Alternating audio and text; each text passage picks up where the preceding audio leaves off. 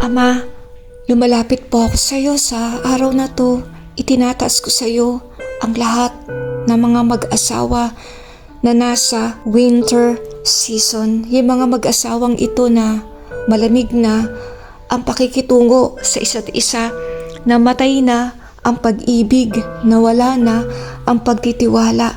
Para na lang po silang mga magkaibigan, roommates na magkasama sa isang bubong na nagsasama na lang para lang sa kanilang mga anak, para lang walang masabi ang mga tao, ang kanilang pamilya. Panginoon, hipuin mo ang mag-asawang ito, muli mong buhayin ang namatay nilang pag-ibig, ang namatay nilang pagmamahal sa isa't isa, yung nawalang tiwala sa isa't isa, muli mong buuin, Panginoon. Dalhin ang kanilang alaala, Panginoon, ng mga panahon na nanumpa sila sa harap mo, na sila'y magmamahalan, na sila'y magiging tapat sa isa't isa, na sila'y mananatiling magkasama sa hirap, sa ginhawa, sa sakit, kaginhawaan, hanggang sila ay bawian ng buhay.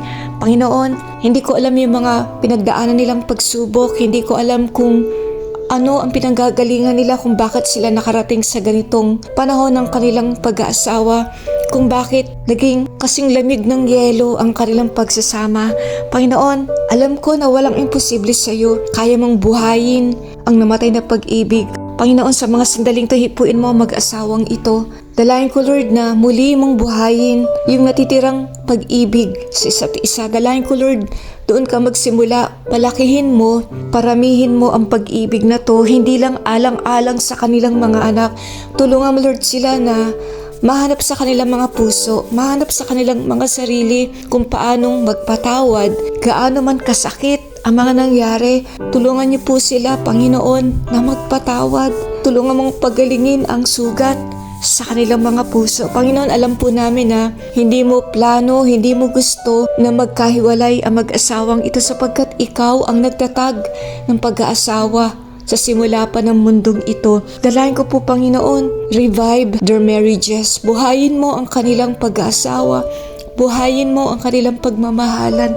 Dalayan ko, Panginoon, for the restoration of their marriages, restoration of their love.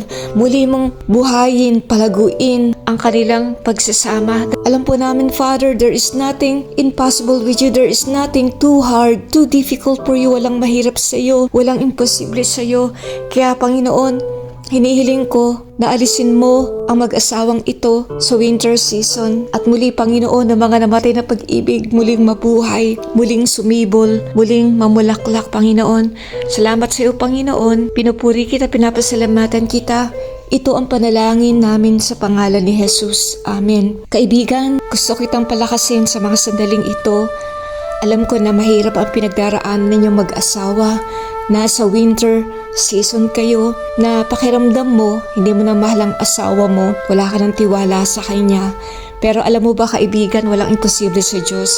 Kung muli mong susubukan, muli ninyong susubukan na mag-umpisa muli, gaano man kahirap ang pinagdaraanan ninyo, ang Panginoon sasama sa inyo. Salamat muli. Kung may mga prayer request kayo, isulat nyo lang dito sa comment section para maisama kita sa aking panalangin. God bless you.